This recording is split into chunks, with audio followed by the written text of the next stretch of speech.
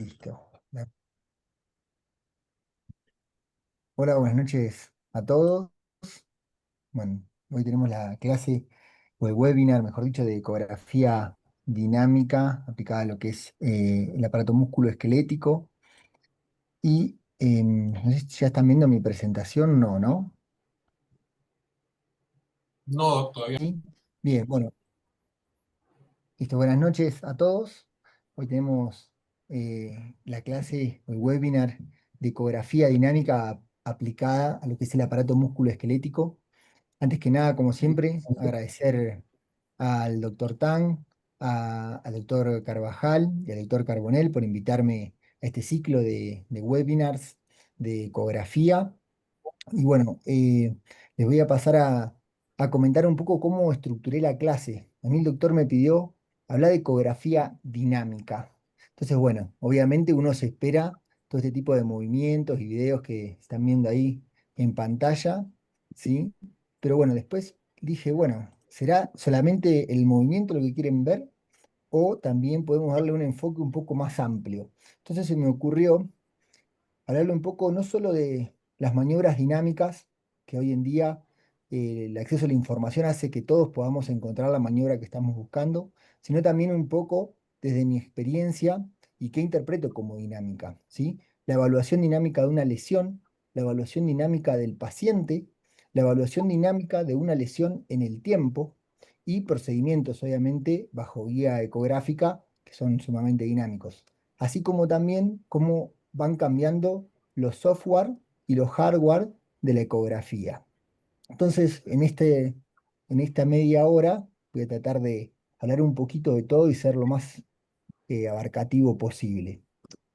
La ecografía, como ya habíamos visto en uno de los webinars anteriores, tiene un montón de cualidades que ya sabemos, cómo se está expandiendo su uso, sobre todo la parte de lesiones deportivas, y se está empezando a utilizar como una herramienta en el consultorio, ¿sí? Donde todos los especialistas, médicos, incluso fisioterapeutas y otras especialidades, ya lo adquieren como una herramienta más dentro del consultorio. ¿Por qué? Porque no es invasiva, porque no tiene radiación, porque es accesible y nos permite reconocer un montón de estructuras del aparato locomotor.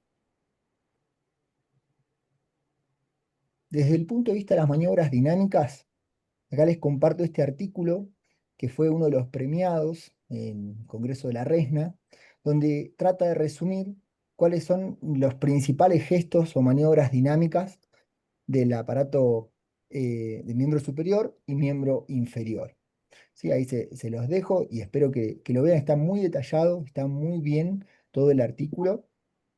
A modo de resumen, los principales eh, signos que podemos ver con maniobras dinámicas son el miembro superior, el pinzamiento subacromial, lo que es la inestabilidad proximal del tendón largo del bíceps a nivel de la correa bicipital, las roturas distales del tendón del bíceps a nivel del codo, después lo que es la inestabilidad posterolateral del codo, la inestabilidad del nervio cubital en el canal epitrócleo craneano, la inestabilidad del tendón extensor cubital del carpo a nivel de la muñeca, la lesión de Stener y el dedo en resorte o dedo saltarín.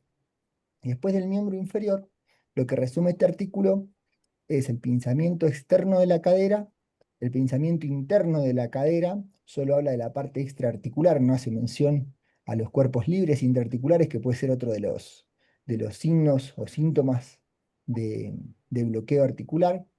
Después también habla del pinzamiento isquiofemoral, de la bursa trocantérica o la fricción con la banda iliotibial a nivel del trocánter mayor, las hernias musculares, que generalmente se dan a nivel de la pierna, la inestabilidad del tendón, de los tendones peroneos, lo que es la rotura del tendón de Aquiles, como con maniobras dinámicas podemos evaluarlo mejor, y el neuroma de Morton. No voy a hablar de cada una de ellas porque no nos alcanzaría el tiempo. Solo les voy a mostrar en algo que estoy trabajando, por ejemplo, de cómo ese artículo resume o explica cada una de las maniobras de crono supinación. Vamos a poner el transductor en el trayecto que sigue el tendón del bíceps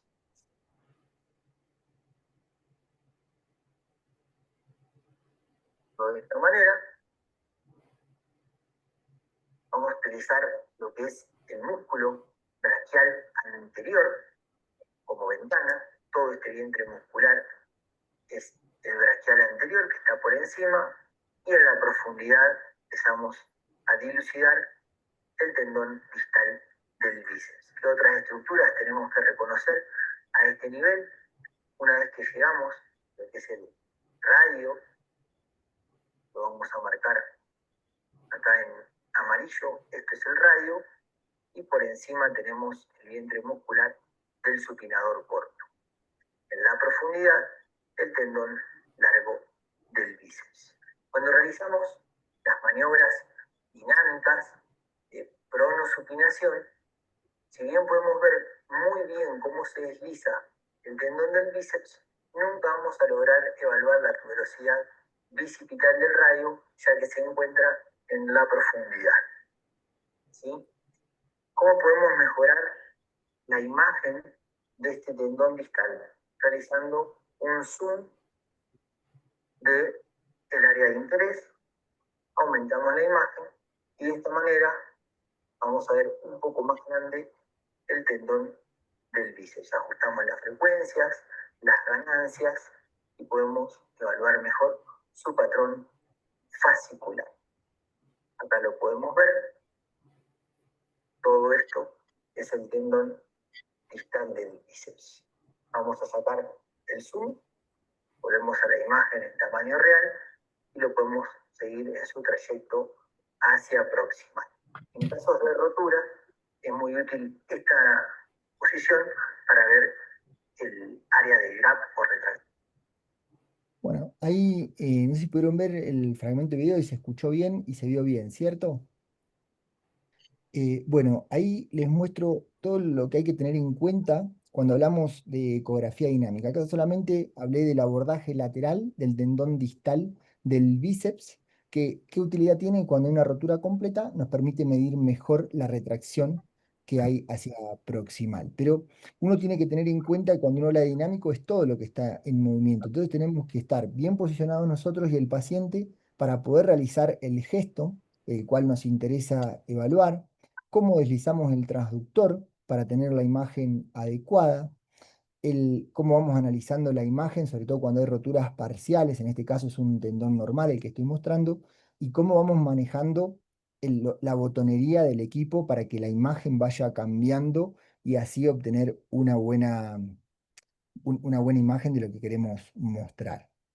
¿Sí? Desde lo que es el tendón distal del bíceps, después en el canal va a aparecer el resto de los abordajes, el abordaje medial, el anterior, el posterior, ¿sí? Pero en estos 30 o 40 minutos intento hablar de otras cosas, además de solo las maniobras puntuales, dinámicas, como ya mencioné. Ahí les dejo el artículo. ¿Qué tenemos que tener en cuenta? Que a veces nos pasa que cuando comenzamos a hacer ecografía, y no solamente cuando comenzamos, nos encontramos una lesión y ya creemos que el diagnóstico está terminado. Pero hay veces que hay que darse un tiempo y explorar el resto de las estructuras, por ejemplo, no sé, a nivel del hombro, como vamos a hablar ahora, o de la rodilla, e ir viendo todo el panorama en distintos cortes, porque a veces nos podemos llevar sorpresas. Entonces, acá les muestro un caso donde en un mismo hombro tenemos muchas lesiones por describir.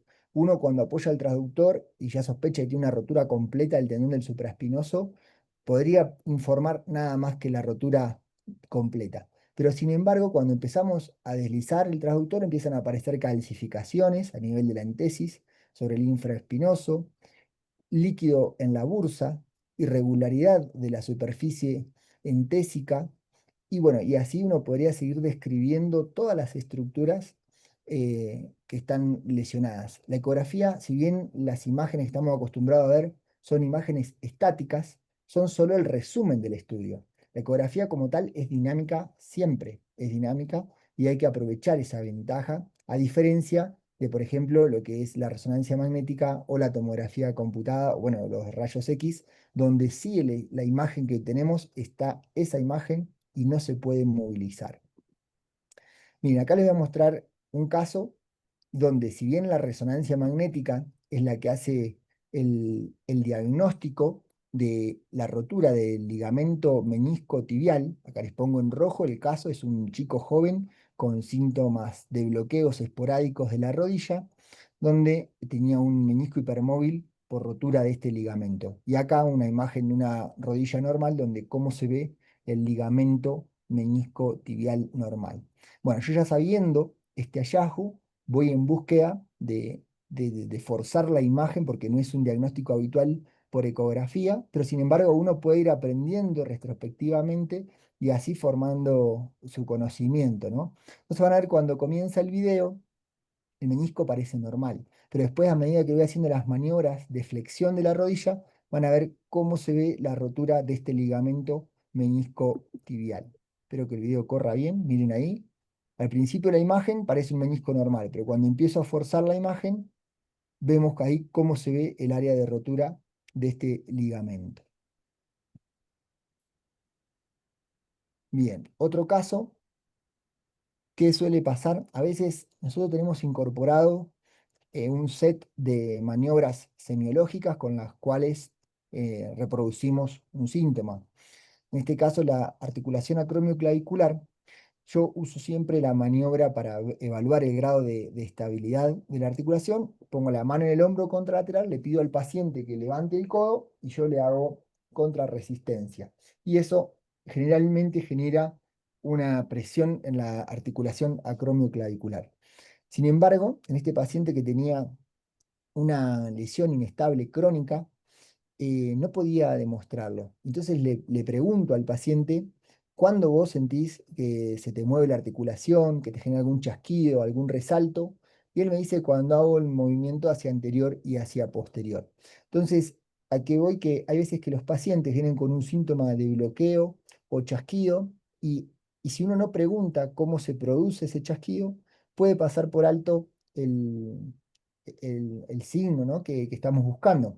Entonces, conviene a veces preguntarle al paciente cuál es el gesto que realiza y ya lo vamos a ver mucho más fácil. Acá podemos ver en la ecografía cómo cuando el paciente lleva el hombro hacia anterior, la clavícula se eleva por encima del acromio. Y bueno, y este es el hombro del paciente con el signo de la charretera, todos los signos y signos. Bien, ahora pasemos a cómo evaluamos las lesiones tipo colecciones. Una pregunta que me hacen muy frecuentemente es cómo nos damos cuenta si lo que está en su interior es sangre, pus, si son cristales o qué sustancia tiene. Bueno, la realidad es que eso va siempre guiado por la clínica y en casos de duda lo termina resolviendo la punción y el laboratorio, ¿sí? Uno puede sospechar, por ejemplo, si es un paciente que tuvo un golpe reciente, que sea contenido hemático. Si es un paciente que tiene eritema, que una masa que le va creciendo, que tiene fiebre, bueno, pensamos más bien que sea pus lo que hay en el contenido, o si es un paciente con alguna enfermedad reumatológica ya conocida que está en relación a su patología. Pero ¿qué tenemos que evaluar además en las colecciones antes de punzar? Con compresión, si colapsa o no colapsa, esos hematomas o colecciones, ¿sí? Si es parcial o total, si hay tabiques internos, cuánto tiempo de evolución lleva, y los equipos que tienen elastografía, como el Clarius, también nos permiten evaluar qué elasticidad tiene esa colección, ¿sí? Porque si es una colección completamente blanda, ya le podemos sugerir al paciente que lo podemos drenar, por ejemplo, un hematoma agudo. En cambio, si ya es una sangre más coagulada, que se transforma como una especie de gelatina o en los gangliones, es más difícil de drenar. O en tal caso, decirle al paciente que lo vamos a intentar, usar una aguja de un calibre adecuado e intentar drenarlo de esa manera, pero ya con el pronóstico de que por ahí no sacamos nada y el paciente ya sabe qué es lo que va a suceder. De esa manera le transmitimos seguridad y confianza al paciente. Otro tema a charlar de la ecografía dinámica es la evaluación dinámica del paciente. Como médicos radiólogos y especialistas, en mi caso, ¿sí? Tenemos que tener en cuenta que nosotros ya somos médicos especialistas que pasamos por una residencia donde vimos un montón de casos y a veces quien nos deriva al paciente es un médico que recién está comenzando o incluso están en su formación y puede que no tengan tan en claro qué es lo que hay que pedir o cuál es la sospecha diagnóstica.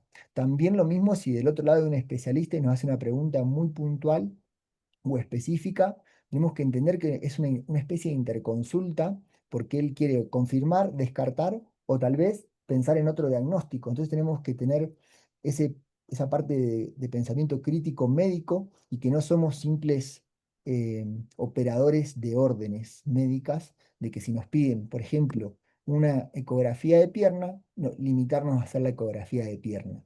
Y acá vengo con un caso. Este es un paciente de unos 70 años que viene por la sospecha de un desgarro de la pierna. Y cuando yo lo veo al paciente, es un paciente añoso, le pregunto, no había hecho ningún gesto deportivo ni ningún esfuerzo como para pensar que tuviera un desgarro. Y a la simple vista ya tenía todo el miembro inferior edematizado y llevaba casi una semana de evolución. Entonces, uno puede ver en la ecografía de pierna el edema difuso que tiene a nivel de la pierna comparativamente con el contralateral. Sin embargo, uno ya está pensando que probablemente no sea un desgarro, sino que sea una trombosis venosa profunda lo que tiene el paciente. Y de esa manera explicarle al paciente la patología y transformar lo que es una ecografía de pierna en una ecografía Doppler de miembros inferiores. Acá lo que estoy mostrando es que del lado normal colapsa la vena poplitea, del lado izquierdo no colapsa y tiene claramente cuando le pongo el Doppler, la arteria pinta, la vena no pinta y tiene ese material ecogénico en su interior que es el trombo ya subagudo.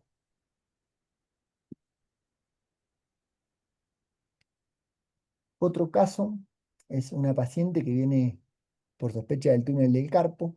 Este, si bien no escapa a la orden médica, digamos, de la región a evaluar, que era una ecografía de muñeca bien solicitada, sí hay que interrogar a la paciente y dónde siente el síntoma y hacerle las maniobras de Fallen, de Tinel y todo esto para evaluar si realmente es un atrapamiento del nervio mediano. Por un lado, les muestro, a nivel del túnel del carpo, ahí el nervio mediano tiene una variante anatómica que tiene una rama tenar que sale a nivel del túnel del carpo como variante anatómica. Pero sin embargo, el nervio mediano no presenta aumento en su sección transversal, ni tampoco tenía signos del reloj de arena en el corte longitudinal. Y cuando le pregunto a la paciente dónde le duele puntualmente, ella se marca la región tenar, por lo que me voy a explorar lo que es la región tenar y me encuentro con este quiste o ganglión, ¿sí? Que está subyacente a lo que es el tendón del flexor largo del pulgar y molestaba mínimamente a las maniobras de flexo-extensión, pero principalmente a la compresión. En este caso se sugiere el drenaje del quiste, que es un gesto mucho más sencillo que hacer una liberación del túnel del carpo y que probablemente no le solucione el problema, o primero intentar drenar el quiste, ver cómo evoluciona y en tal caso después hacer la cirugía, ¿no? Bien, pasando a otra región, vamos al tema de la pubalgia, donde acá la parte dinámica es fundamental y entender el concepto de pubalgia. A grandes rasgos, la pubalgia la podemos dividir en tres grandes grupos o patologías que si bien pueden tener tratamiento distinto, a veces pueden coexistir y siempre hay que evaluar estas tres cosas al menos con la sospecha de pubalgia.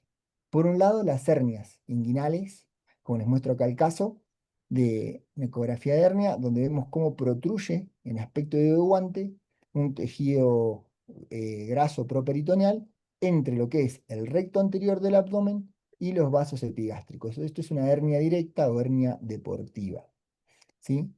En este otro caso, les muestro una tendinopatía aductora, que es otro de las o segundo diagnósticos más probables a la hora de evaluar la pubalgia. De este lado tenemos un tendón que tiene aumento de la ecogenicidad, hay edema en la transición músculo-tendinosa y mínima irregularidad de la entesis del pubis. Comparativamente, el lado contralateral, como vemos el tendón, ¿sí? Que no tiene ningún área de alteración de su ecoestructura y no hay edema a nivel de la transición músculo-tendinosa. Esto es una tendinopatía aductora del lado izquierdo. Y por último, dentro de la pubalgia, que tenemos que evaluar también la cadera, no olvidarnos de evaluar la cadera. Acá tenemos que hacer maniobras de flexión y rotación interna y externa de la cadera, buscando si desencadena el síntoma doloroso que el paciente refiere.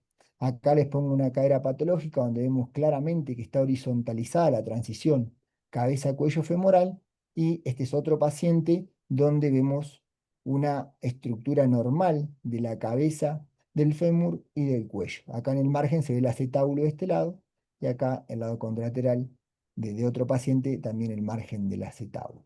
Esto es un pinzamiento en relación a una morfología tipo CAM del fémur. Sin embargo, la ecografía nos aporta parte de la imagen, siempre hay que complementarlo con radiografía y eventualmente con resonancia y o tomografía computada.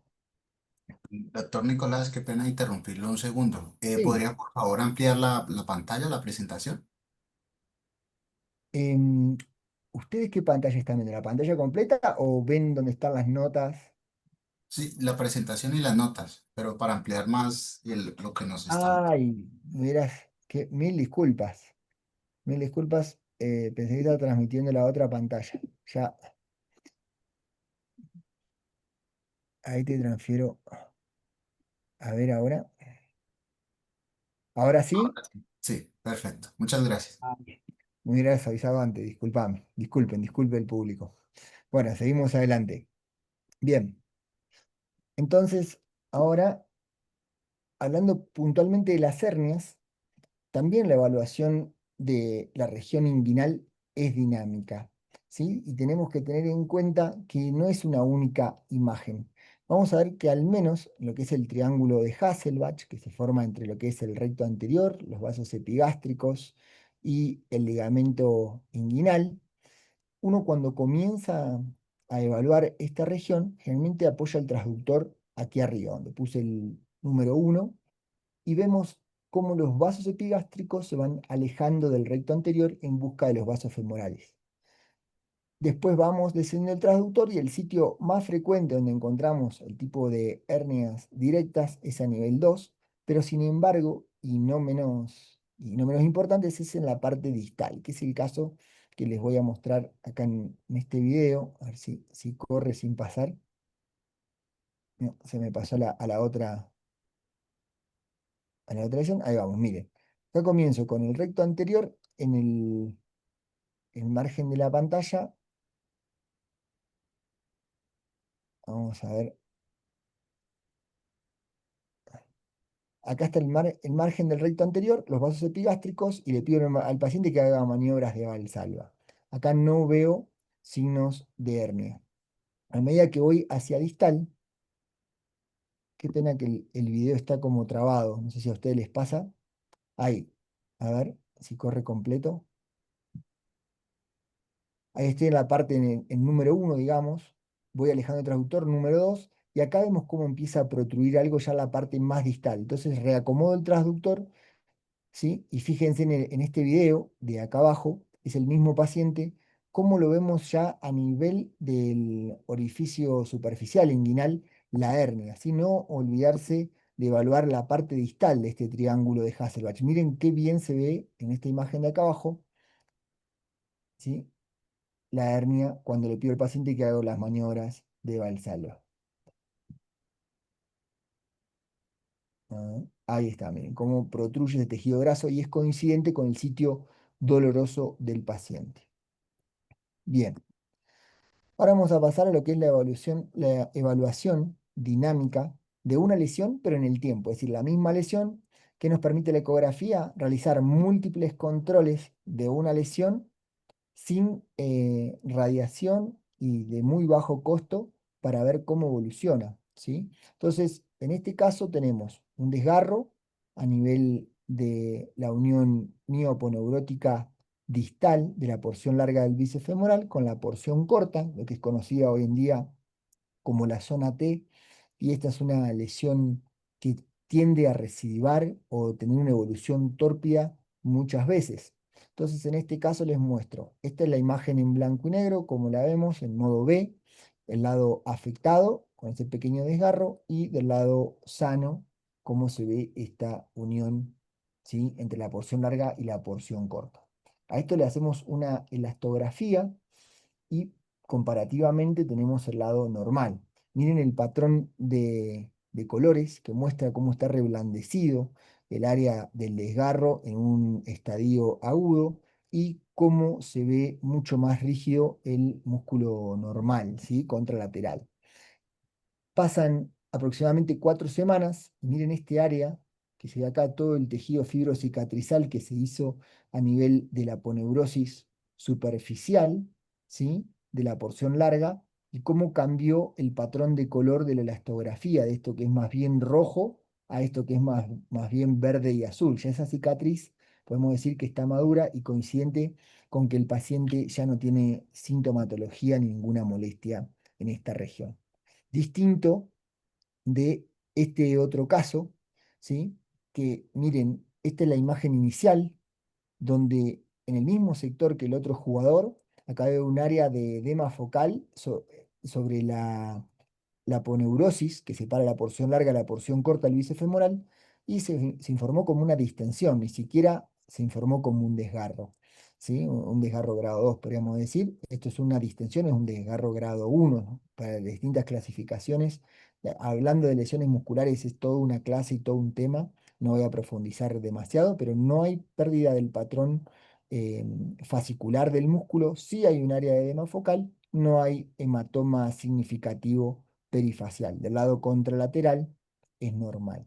Bueno, esto fue el 18 de julio, el 8 de agosto yo me esperaba encontrar una imagen completamente normal. Y sin embargo, cuando el paciente llega, me encuentro que hay como pérdida de la histoarquitectura, un hematoma o cicatriz en formación, signos de Doppler positivo. Esto es una evolución tórpida, a pesar de que el paciente no había vuelto al juego, estaba con fisioterapia, pero bueno, se ve que algún gesto o algo en este mes o casi mes hizo que había hecho esta evolución tórpida que les digo que es muy frecuente de que suceda en esta región, entre la porción larga y la porción corta del bíceps femoral a nivel del tercio distal del muslo.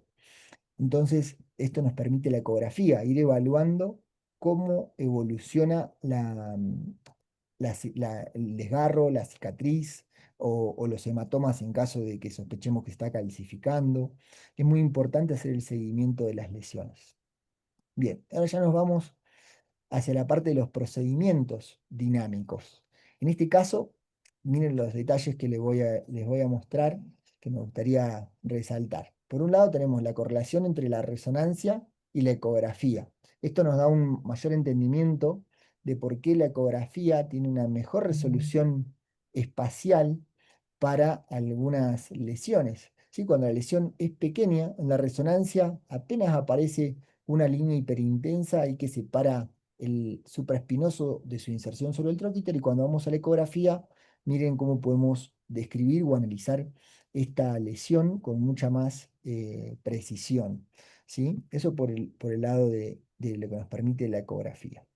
Este paciente, como es una rotura, si bien es casi que de espesor completo, no afecta todo el tendón, y la conducta del médico cirujano tratante fue primero realizar una infiltración con PRP, la cual va muy bien porque es una paciente que está en tratamiento. Bajó el dolor de un 9 sobre 10 a un 4 sobre 10 luego del procedimiento, y obviamente de las sesiones de fisioterapia que siempre van acompañadas de este tipo de tratamientos ortobiológicos. Bien, entonces, ¿qué sucede cuando vamos a infiltrar a la paciente?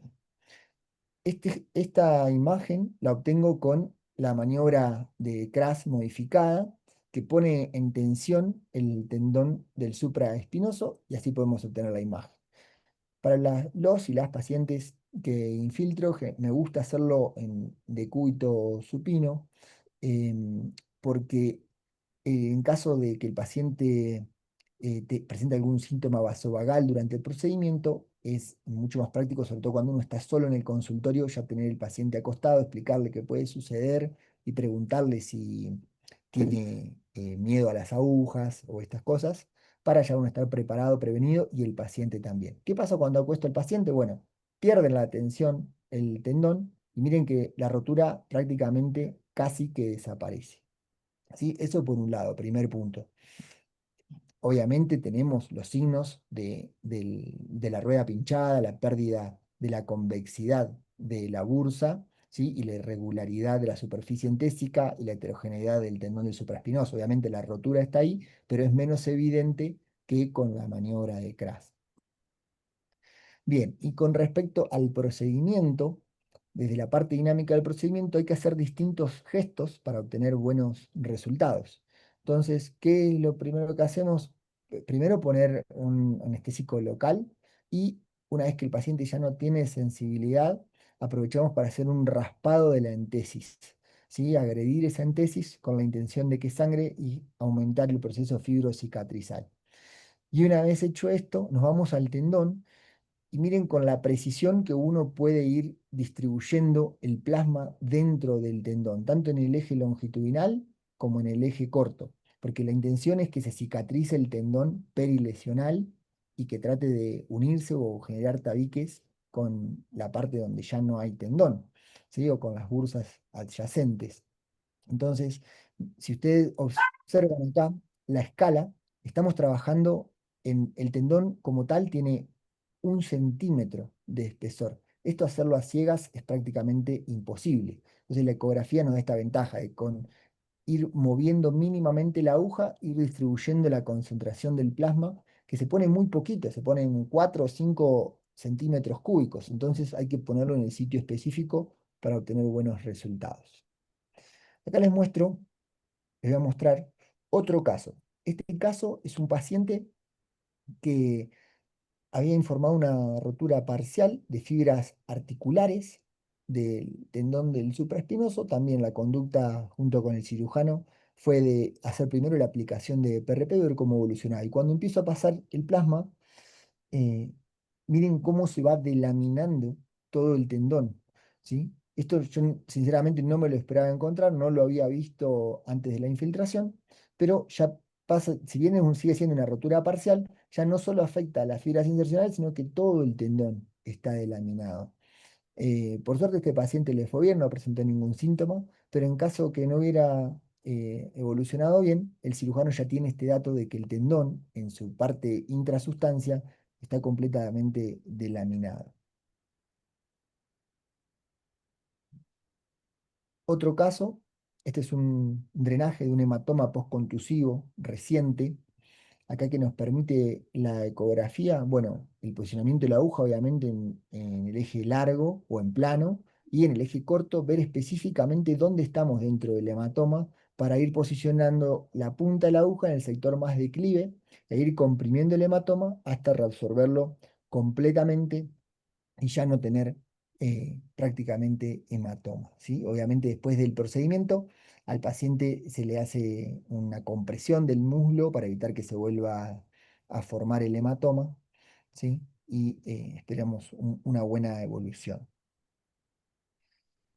Bien, y ya yendo casi al final de la clase, hablar mínimamente de cómo evoluciona la ecografía día a día, ¿sí? Hablando del modo B, que es un modo dinámico, donde uno posiciona el transductor en un lugar y nos registra el movimiento de las estructuras, se utiliza más que nada en cardiología, lo que es el modo Doppler, que hay distintos métodos de Doppler, una cosa es el Doppler color, que nos permite evaluar la dirección del flujo. Otra cosa es el Power Doppler, que simplemente nos indica si hay movimiento o no hay movimiento de, de líquidos, ¿sí?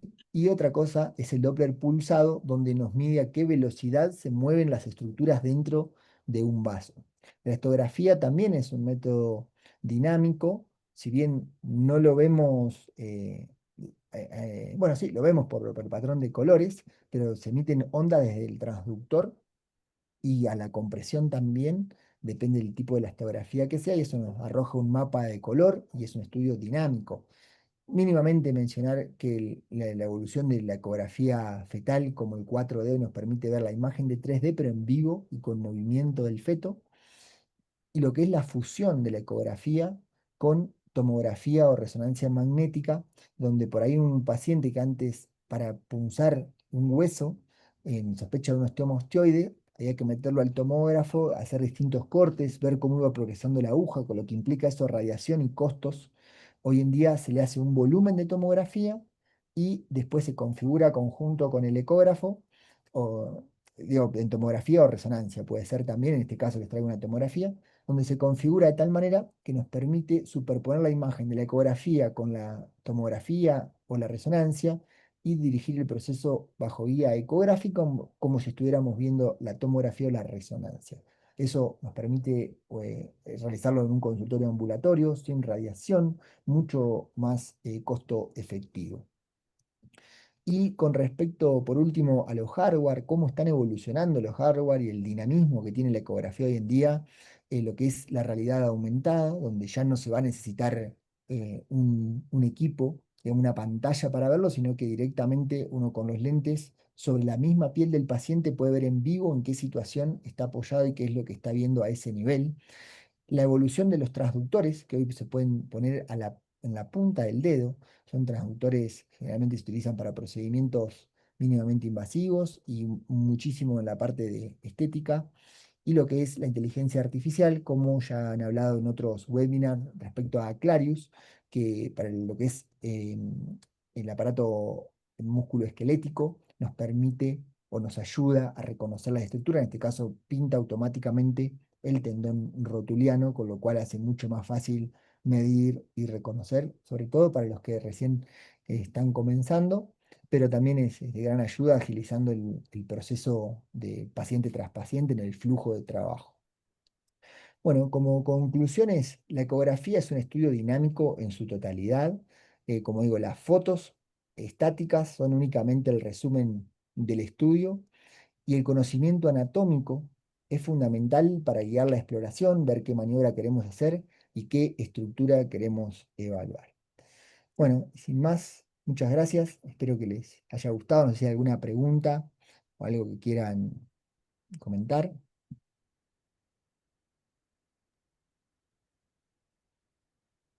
Recuerden que pueden hacer sus preguntas en la casilla de preguntas y respuestas o en el chat y los estaremos leyendo. Muy bien, doctor. Muy bien. Está el doctor Andrés Carbonell, tiene una pregunta. ¿Qué más, Nicolás? Muchas gracias por la presentación. Tenía otra pregunta que de pronto no mostró. La primera sí mostró. Entre las patologías que habló al principio, lo del neuroma de Morton, a mí personalmente a veces me cuesta mucho encarar la lesión. eh, Trato por dorsal, por plantar, apretando y a veces me cuesta mucho encontrarla aunque tenga la correlación. ¿Tiene algún otro tip o algo que nos pueda ayudar de pronto a dirigir si siempre por la localización entre los metatarsos o siempre más fácil le hace el crecimiento hacia la parte superficial del dorso o la parte plantar? ¿Cómo lo exploran? Bien, con respecto a lo que es el neuroma de Morton, vos lo que me está diciendo es la maniobra de Molder, ¿sí? De comprimir. Sí, Yo lo que hago, bueno, obviamente preguntarle, si bien el neuroma de Morton se forma en el tercer espacio intermetatarsiano, generalmente, hay otros neuromas que pueden estar en el segundo o en el cuarto, ¿sí? Entonces, tratar de asegurar cuál es el lado que le duele. Lo que puedo hacer también es poner directamente el dedo en el espacio intermetatarsiano, desde el lado dorsal, ¿sí? Y eso también me ayuda a veces a ver los pequeños neuromas. A veces cuando yo digo, tengo un dicho, cuando las cosas están, están. Digamos, tienen sí, es que neuromas a veces son y súper chicos. le aprieto y siento el chasquido, porque uno siente el Sí. chasquido en la compresión, ¿sí? Hay que buscarlo y tomarse el tiempo. A veces lo que hago es, bueno, esta es mi mano, ¿no? Pero si fuera el pie, hacer una dorsiflexión de los dedos y abordarlo directamente desde la parte más distal de la articulación intermetatarsiana y no tanto plantar.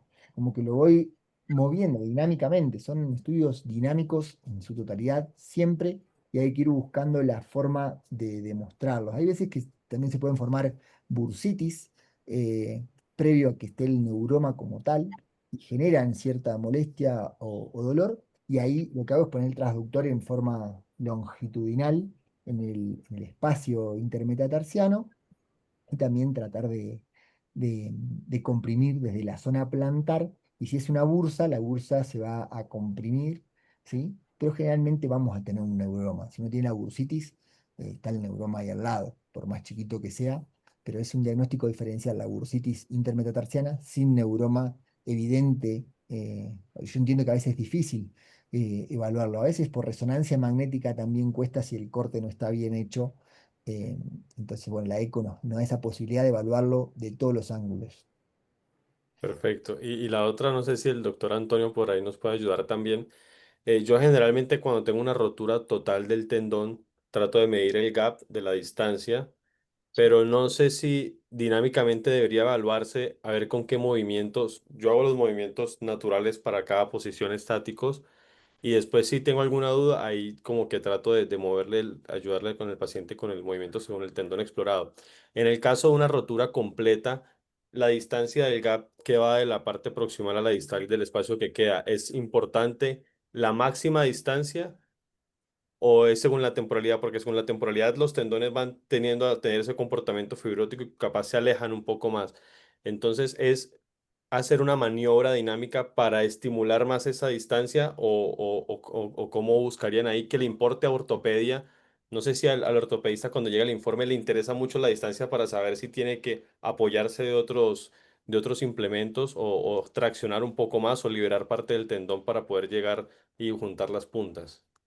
Sí, Andrés, claramente, pues parte desde el punto semiológico, que como sabemos que este ecógrafo es la tercera mano de nosotros, esta tercera mano pues es una ayuda básica para nosotros poder guiarnos en parte de cualquier tipo de lesión. En el caso de la rodilla, las elongaciones, nosotros tenemos que hacer un cajón, ya sea que tengamos un auxiliar, alguien que nos ayude o nosotros mismos para no perder la fuerza, porque tú sabes que tú coges tu ecógrafo, en el caso mío yo siempre lo cojo con la mano izquierda y pues tendría que, así como para hacer el intervencionismo, necesito mi mano derecha para la aguja, necesito mi mano para ejecutar las funciones semiológicas de cada articulación. En el momento en que yo haga mi dinamismo de mi cajón anterior, en el caso de rodilla, eh, nosotros evaluamos, ya sería muy complejo como tomar la medida, que venga yo tomo una medida, es imposible porque vos tenés las dos manos ocupadas, es muy difícil manipular la pantalla para tomar una medida. Y esas medidas no tienen como un valor significativo porque pues vos sabes que cada articulación es diferente, cada paciente es diferente y si ya estamos tratando de temas de ruptura, pues claramente se evidencia en el ecógrafo la ruptura como tal. Yo pero también quería agregar a la charla de Nicolás, pues que está fantástica. Doctor Nicolás, muchas gracias. Gracias, Doc. Eh, Está perfecto, está muy estructurada, pero quisiera también agregarle algunos tips ortopédicos que pues tal vez veo que son importantes. Porque veo que acá tenemos en el chat al doctor Casas, que es de Armenia, él tiene su ecógrafo, es ortopedista, él hace intervencionismo también, entonces veo que también hay ortopedistas que les podemos dar orientaciones de cómo hacer ese dinamismo del ecógrafo. Nosotros mejoramos la relación médico-paciente con el ecógrafo. ¿Por qué? Porque antiguamente decían los radiólogos, con el respeto a todos los radiólogos que los quiero mucho, decían, no, yo no tengo por qué hablar con un paciente, yo simplemente me pongo de espaldas o me pongo de frente, hago mi evaluación, le doy 3, 4 órdenes al paciente y listo. En el caso de nosotros, los especialistas de cada área, como fisiatras, como deportólogos, ortopedistas o, O o otra radiólogos especialidad, infiltrados. queremos examinar al paciente y queremos interactuar con el paciente y decir, hombre, vení, yo te explico, en esta pantalla vos tenés esta lesión, tenés estas características de enfermedad, me gustaría que tuviéramos en cuenta esto y aprovechar que en 2 minutos, mientras le hago el examen físico, le hago su ecografía, lo intervengo. Entonces matamos 3 pájaros de un solo tiro. Entonces pienso que esa relación médico-paciente se penetra más y es algo bonito pues, que cada especialidad lo pueda hacer. También teniendo en cuenta desde el punto de vista del intervencionismo, que es el tema que más le trata acá a los ortopedistas y fisiatras, deportólogos y demás colegas, es que nosotros estamos también cuantificando el flujo sanguíneo. ¿Por qué? Pues porque tenemos las herramientas para hacerlo. Y dinámicamente, eso es una herramienta dinámica. Lo mismo para hablar un cuerpo extraño. Nosotros con los principios básicos de ecográficos, que es la traslación, desplazamiento y presión del ecógrafo, del transductor, hacemos un seguimiento completo de todo un tendón, de todo un ligamento, de todo un músculo, y lo ponemos en acción con órdenes verbales. Y entonces esa interacción hace que el paciente sea así, hombre, tengo una ruptura, hombre, tengo una elongación, sí, realmente tengo un quiste, hombre, ¿esta sangre qué significa? Y todo eso lo podemos nosotros ir manejando porque este estudio dinámico nos muestra más que todo las disfunciones que tenemos que usar, las disfunciones de cada lesión que tenemos, ¿cierto? Por eso este método diagnóstico de dinámico nos evalúa todos los desgarros de cualquier tejido, desgarros de tendones, también nos evalúa los esguinces agudos para los deportólogos o incluso para los ortopedistas. En el caso del reumatólogo, también para el ortopedista, artritis reumatoidea, en movimientos dinámicos con nuestros equipos, vemos cómo está esa sinovitis de cada articulación. Pero también hay algo importante a las mujeres embarazadas, aquellas que no pueden tener resonancias. Podemos nosotros con este ecógrafo hacerles maniobras en nuestras rodillas o en nuestros hombros y dar un diagnóstico certero. Lo mismo para los niños. Incluso pacientes que tienen prótesis o tienen material de osteosíntesis, que muchas veces no la podemos ver con la resonancia porque no nos permite, con la dinamización de nuestro equipo, podemos mejorar eso. Independientemente, ayudamos para lo que es el hombro que vemos. Luego podemos ver la articulación acromioclavicular, como usted mostró, y mediante mis maniobras yo puedo mirar si es una grado 1, grado 2 y qué ruptura de los ligamentos de acromioclaviculares están en efecto, porque ahí se ve claro cómo se desplaza la clavícula como con el acromio. Solamente con el mismo traductor tú le haces presión y vemos cómo ese menisco de la articulación se desplaza o se rompe. O viajemos a la rodilla, en la rodilla es lo mismo. Ponemos a nuestro paciente en su posición para mirar un menisco y con las maniobras de pivote podemos ver cuando un menisco está roto y se ve. Volteamos el paciente boca abajo. También evidenciamos cómo están los meniscos en maniobras dinámicas. También podemos, es importante mirar lo que usted también habla, doctor Nicolás, el tema de los derrames articulares. Que si es sangre, no, que si es que, no, sí, evidentemente con nuestro ecógrafo, haciendo la dinamización, podemos dar el diagnóstico definitivo y ya sabemos que si es crónico, si es agudo o si simplemente es el quiste que no podemos drenar. ¿Cierto? Entonces hay que caer en cuenta que eso es un tiempo real. Tenemos el ecógrafo como un tiempo real. En el momento no es la mera película como la radiografía o como la resonancia, que ¡pum! Quedó. Nosotros tenemos la ventaja de nosotros jugar y poder buscar no solo una lesión, sino dos, y con los movimientos del paciente porque son tiempos reales y podemos evaluar la inflamación. También quiero pues que esta dinamización se emplea mucho en ortopedia y en deportología porque nosotros hacemos un seguimiento de los síntomas durante cualquier actividad física. Por ejemplo, estamos en una competencia, fueron a jugar golf o fueron a jugar tenis. Nosotros en ese momento como deportólogos o como ortopedistas de clubes hacemos el seguimiento dinámico durante la actividad física y vemos los cambios significativos inflamatorios que el músculo o el tendón nos puede representar. Por eso, pues quiero hacer una invitación a todos los colegas de Latinoamérica y Colombia. Un saludo especial para el doctor Casas, que, hombre, este equipo tiene muchas ventajas, que nosotros podemos actuar y solucionar los problemas del paciente fácilmente.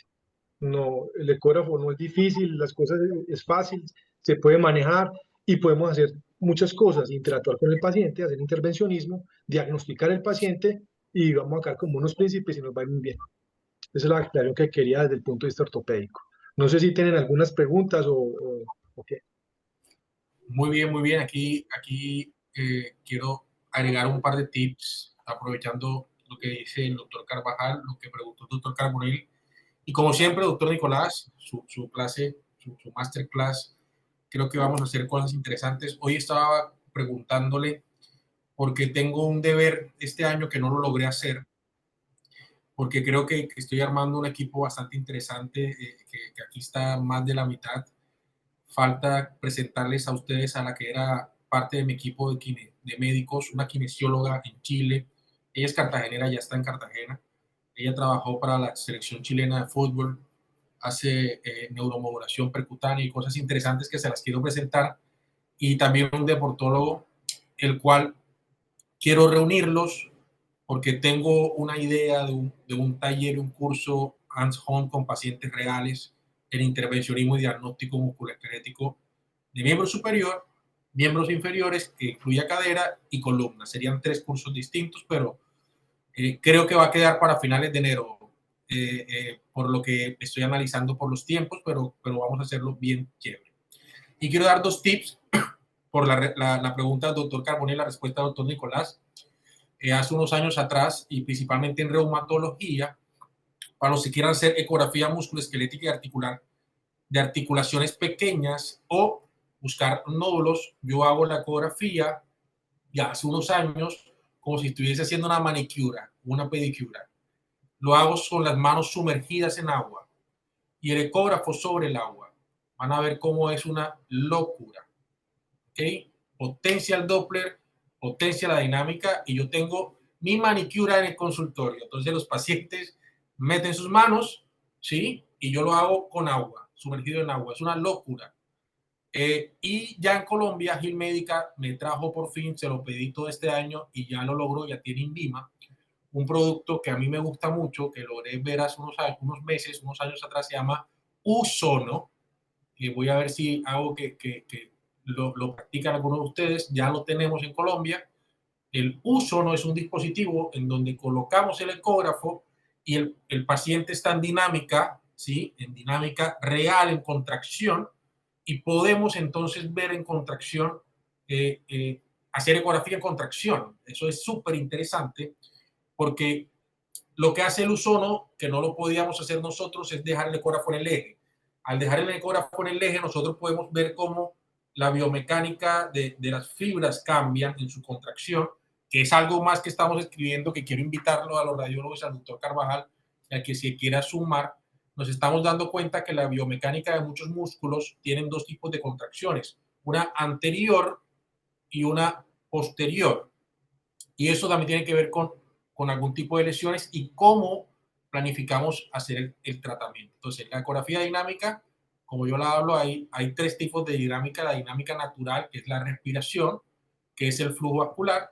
La dinámica la cual aprendimos hoy mucho, que es de posicionamiento. Y la otra que es de contracción, y la biomecánica per se. Entonces también podemos hacer ecografía con contracción y contra la fuerza, tal cual como quiero hacer este curso, que tiene que ver mucho con semiología desde la mirada del deportólogo, semiología de la mirada del ortopeda, y la visualización de la ecografía.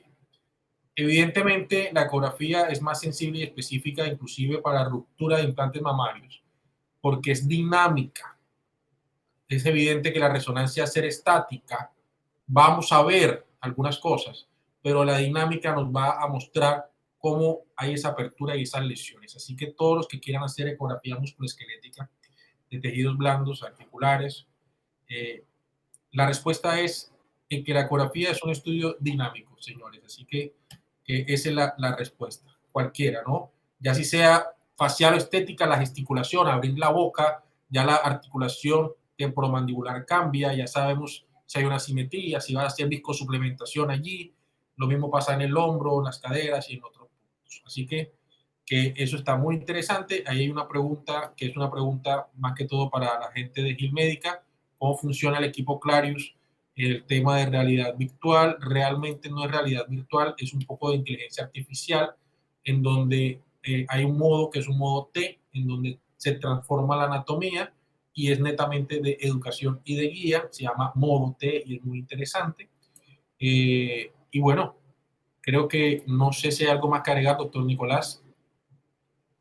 No, no, no, me parece excelente los aportes que hiciste. El del manicure lo había mostrado en la clase pasada en lesiones deportivas para evaluar justamente una rotura de un extensor. Y el Usono cuando estaba armando la parte del hardware, ahora que lo mencionaste se me olvidó completamente, pero ¿sabés quién es el primero que comenzó con ese tipo de ecografía antes de Luz Sono? Que yo escuché ya hace, creo que 8 o 9 años atrás, el doctor Dib, es un médico colombiano, Gabriel Dib, que él lo hacía con una esponja o goma espuma, como se llama, le hacía una ranura al medio, ponía su transductor y se lo ajustaba con abrojos, o como es que le dicen acá al abrojo. Con velcro. Bueno, con velcro, se lo ponía en la pierna a los deportistas o en el muslo y él mostró esa clase y lo vi por primera vez ahí ya hace como 10 años atrás. Y ahora la marca holandesa Usono lo está haciendo mucho más sofisticado para cada uno de los equipos y también te da esa posibilidad de todo lo que vos estás contando. Y se me pasó de ponerlo, pero súper, súper interesante. Gracias por recordarlo. Y hay una empresa danesa con la que estoy trabajando que tiene algo parecido al Usono, pero en el rotor yo le propuse que algo que estoy parte ya del desarrollo, propuse ponerle control con el celular. Entonces podemos girar y hacer tilt, Ujú. que eso está interesante porque está en 90 grados. Creo que necesitamos girar y hacer tilt. Es como un sono con algo más. Ojalá funcione y salga pronto. Pero bueno, esos son los tips. La ecografía dinámica, doctor Carvajal, doctor Carbonell, llegó para todos las especialidades. Y lo que digo yo, el que aprende la anatomía musculoesquelética de la ecografía, eh, los ortopedas rápidamente van a poder hacer diagnósticos si lo hacen todos los días con su consulta. Eso no hay forma de tapar el sol con un dedo. Y nuestra tarea como radiólogos es entender la tecnología y ser cada vez más capaces, porque nos pasan por encima los ortopedas rápidamente. Así que bueno, hay que hacer un equipo y enseñarles a que trabajen de forma estandarizada y entiendan el equipo, porque ellos tienen la visión ortopédica, biomecánica, clínica, lejos superior a la de nosotros. Ayer y hoy hice 12 nefrolitotomías con urólogos, el doctor Serrano, que ha hecho más de 5.000 nefrolitotomías en Colombia. Quiero preguntar al doctor Carbonell, al doctor Bernard, si alguna vez entraron a una nefrolitotomía. No, Sí, no, no. sí, yo sí. Me acabo de enterar en estos días que existen más de 10 tipos de cálculos renales, para que entendamos, o sea, estamos muy perdidos por no conocer las otras especialidades. Así que bueno, yo fui a hacer un estudio de pene y terminé haciendo estudio de riñones. Lo que quiero decir es que la ecografía no solamente para los radiólogos, ya es para el universo. Y hay un ecógrafo que los voy a invitar a Gil Médica que me ayude a importarlo y les voy a regalar este dato que estoy tratando de distribuir y representar en Latinoamérica. Se llama Pulse, en español se escribe Pulse Mode. Pulse Mode. Es un ecógrafo israelí, es una carcasa de celular, señores. Le meten la carcasa y convierte tu celular en un ecógrafo, chicos. Locura. Se escribe Pulse Mode, búsquenlo. Una locura. Ojalá lo podamos importar junto a Gil Médica. Y es un ecógrafo hecho para hacer teleecografía, principalmente en obstetricia. Así que bueno, hoy, 9 de septiembre, debe estar jugando Colombia-Venezuela. Eso Argentina, cómo está. esperemos que vuelva a ser campeón. Así salimos de las dudas que Messi es el mejor. Eh, No sé cuál es la duda. No sé cuál es la duda. todavía hay gente que duda, ¿no? Así que Messi es un dios. Así que bueno, chicos, muchas gracias por esta charla, muchas gracias por aprender y enseñarnos y espero verlos muy, muy pronto. Las próximas sesiones van a estar enfocadas en pared abdominal y tenemos invitado al doctor Nayib Zurita, cirujano general, especialista en pared abdominal, y el doctor André Carbonell, que también, como siempre, nos está acompañando en muchas de estas charlas. Doctor Nicolás, como siempre, esta es su casa. Si tienes espacio, te espero como radiólogo, moderador. Vamos a hablar de pared abdominal, sonoanatomía pared abdominal, hernias de pared abdominal, diastasis de pared abdominal y las nuevas técnicas quirúrgicas de pared abdominal que efectivamente son argentinas. doctor Guillermo Di Biasio y Ezequiel Palamicino, son de Rosario y han creado una nueva técnica que se llama mínimamente invasivo, lipoabdominoplastia mínimamente invasiva, y vamos a trabajar hasta el mes de octubre en pared abdominal. Así que todos ustedes, si quieren sumarse a estos webinars, bienvenidos, porque vamos a hablar de bloqueos, vamos a hablar de ecografía musculoesquelética y, bueno, hacer estos diagnósticos desde la mirada de un cirujano de pared abdominal. Muchas gracias, Jordan, muchas gracias a todos ustedes y muchas gracias a los asistentes. Chao, chao. Chao. Muchas gracias. Hasta luego. Gracias, feliz noche. Hasta luego.